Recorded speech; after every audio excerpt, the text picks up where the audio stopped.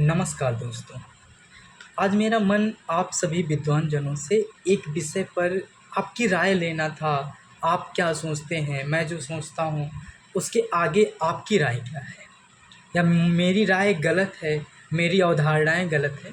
इन सब पर मैं आपसे आपका विमर्श जानना चाहता हूँ।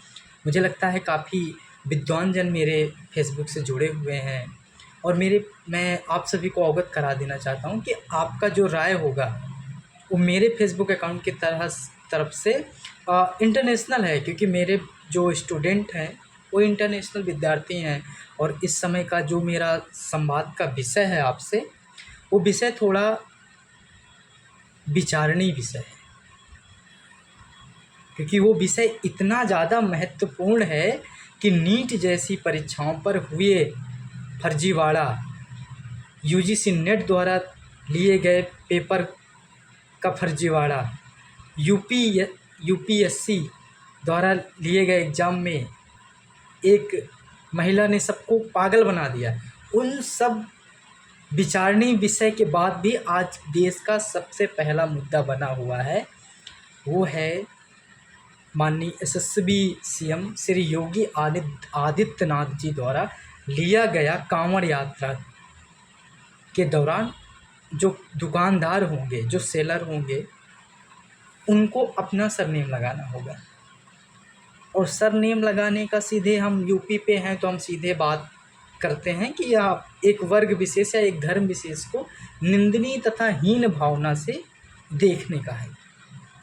ये बात तो आप सभी जानते हैं और मुझे आप सभी से इसके बारे में अपेक्षाएं भी है कि आप अपनी एक सोच भी बना चुके हैं कि ये बात कहाँ तक सत्य है और कहाँ तक हमें इस बात पर विचार करना चाहिए।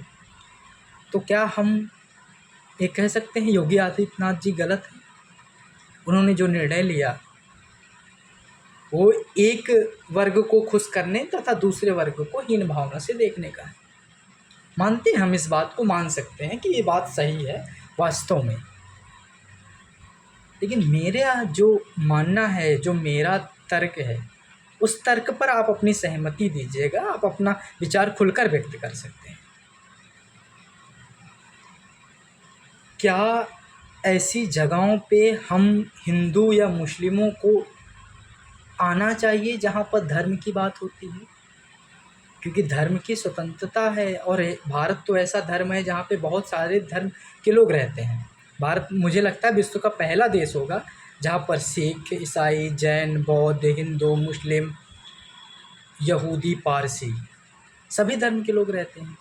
तो जब धर्म की बात आए और वहाँ पर मुस्लिम लोग आएँ, क्योंकि ये जो यात्रा है कांवड़ यात्रा, ये एक तप की यात्रा है।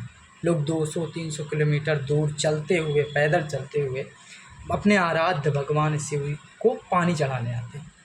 उस बीच उन्हें थोड़ा बहुत भोजन जो करते हैं, वो ये चाहते हैं कि उनको सात्विक भोजन दिया जाए।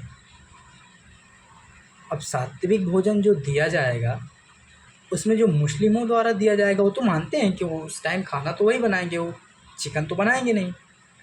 तो फिर ये निर्णय लेने का क्या औचित्य है? उस औचित्य पर आपकी क्या राय है?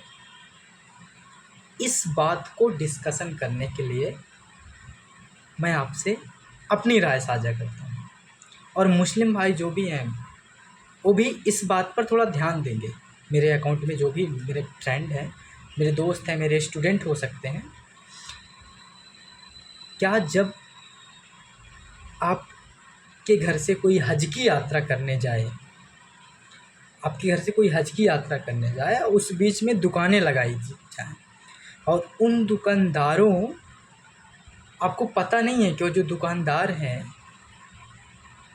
वो हिंदुस्तान का एक पार्ट है जो सूअर बेचते हैं, सूअर को काटते हैं, सूअर को खाते हैं और उन्हीं का उनका धंधा है। वो हज यात्रा के दौरान अपनी दुकानें लगा लें और आप वहाँ से कुछ ख़रीद के खा लें। इसके बाद आपको पता चले कि नहीं, इसने तो जो हमारे धर्म